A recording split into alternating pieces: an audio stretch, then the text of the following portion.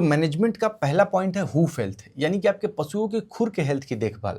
अब इसमें कुछ लोग कह सकते हैं कि इतनी सारी चीज़ें डेयरी फार्मिंग में तो पहले से ही कर रहे हैं, अब क्या खुर की देखभाल अलग से करनी होगी? तो जी दोस्तों, करनी होगी। अगर आप चाहते हैं कि आपका पशु स्वस्थ रहे, आपका जो डेयरी फार्म है वो सफलतापूर्वक चलता रहे, तो इन सारी बातों पे आपको गौर करना होगा। अब हम लोग बात कर रहे हैं पशु के पैर के सबसे निचले हिस्से के बारे में, जिसको हम लोग हिंदी में खुर कहते हैं। अब ये जो खुर है ये सबसे ज़्यादा वल्नरेबल कंडीशन में रहता है। अब आजकल आप देख रहे हैं कि पशु में जो लेमनेस की समस्या है ये कितनी बढ़ गई है। इसका एक मुख्य कारण ये है कंक्रीट फ्लोरिंग। पशु को अगर हार्ड सरफेस पे रखा जा रहा है तो वैसे में पशु के पैर पे ज़्यादा लोड पड़ता है। अगर फ्लोरिंग में भी अगर फ्लोर जो है ज़्यादा अगर स्लोपी है, ऊबड़ खाबड़ है, ऐसी स्थिति में भी पशु को तकलीफ होती है। इसके अलावा अगर पशु लगातार अगर नमी वाले इन्वायरमेंट में अगर है, पशु का खुद का गोबर, पेशाब, कीचड़, ये उसके जो हूफ है उसमें हमेशा लगा रहता है, उसमें ये सना रहता है। तो ऐसे में अगर मॉइस्चर बढ़ता है तो बैक्टीरियल इन्फेक्शन का खतरा बढ़ जाता है। इसके अलावा अगर ओवर क्राउडिंग है, अगर कम जगह में ज़्यादा पशु को रखा जाए, या फिर एक मुख्य कारण है कि पशु को अगर बांध के रखा जाता है तो वैसे में पशु आरामदेह स्थिति में नहीं हो पाता है। तो एक ये भी कारण है कि पशु के पैरों पे लोड बढ़ता है। जब पशु एक ही जगह पर लगातार खड़ा रहता है तो ऐसे में क्या होता है कि पशु का एक पिन पॉइंट पे हमेशा अत्यधिक लोड बना रहता है, जिससे उसका जो पैर है वो खराब हो जाते हैं। और अगर एक बार अगर इन किन्हीं कारणों से अगर पशु का पैर प्रभावित होता है तो इसका सीधा असर पशु के दूध उत्पादन क्षमता पे देखने को मिलती है। अब अगर हूफ की बात करें तो हूफ का जो सबसे अगला हिस्सा होता है उसको हम लोग बोलते हैं हूफ वॉल। ये जो एरिया होता है ये सबसे ज्यादा कठोर भाग होता है पशु के हूफ का। इसके अलावा अगर आप पीछे की तरफ देखेंगे तो पीछे के हिस्सा को हम लोग बोलते हैं हिल।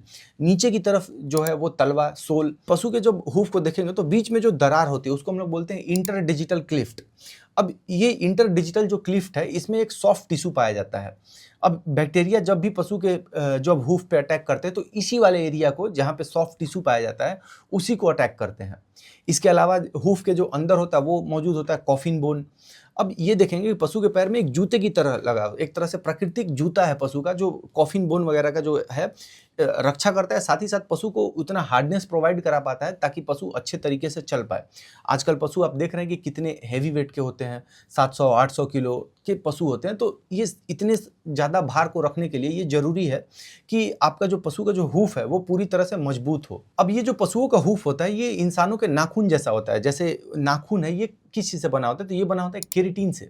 अब केराटिन जो है ये काफ़ी ब्रिटल होता है, एक तरह का आप समझ सकते हैं कि एक फाइब्रस प्रोटीन होता है, ये इसी से ये बना होता है। और जैसे नाखून बढ़ता है ठीक उसी प्रकार से पशुओं का हूफ जो है ये भी समय के साथ बढ़ता है। अगर बढ़ने की अगर औसत दर की अगर बात करें तो 4 से 6 mm प्रति माह जो पशुओं का हूफ होता है ये बढ़ता भी है।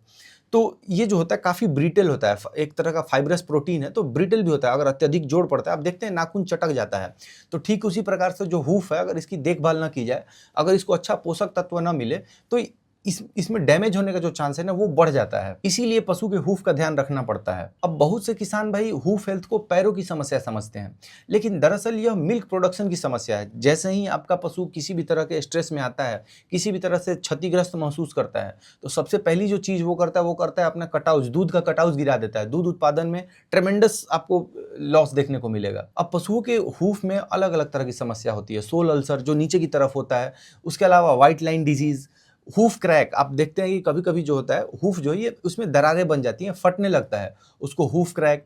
इसके अलावा मैंने आपको बताया जो इंटर डिजिटल क्लिफ्ट होता है, जो पशुओं के पैर का बीच का जो दरार होता है उसमें एक सॉफ्ट टिश्यू पाया जाता है। ये बैक्टीरिया को काफ़ी पसंद है। जो फुट रॉट एक बीमारी होती है पशुओं में, उसमें जो बैक्टीरिया इन्फेक्शन होता है वो डायरेक्ट इसी पे आक्रमण करता है, जो सॉफ्ट टिश्यू होता है उस पर। अब ये जो खुर पका होता है ये एक वायरल डिजीज है, वायरस के द्वारा फैलाया जाता है। वहीं पर अगर फुट रॉट की अगर बात करें, ये एक बैक्टीरियल डिजीज है। तो फुट रॉट या फिर FMD, foot and mouth disease जिसको हम लोग बोलते हैं एक साथ, तो ये सारी जो चीज़ें हैं ये पशु के हूफ को डायरेक्ट अटैक करती हैं, जिससे पशु में लेमनेस का जो समस्या है वो बढ़ जाता है।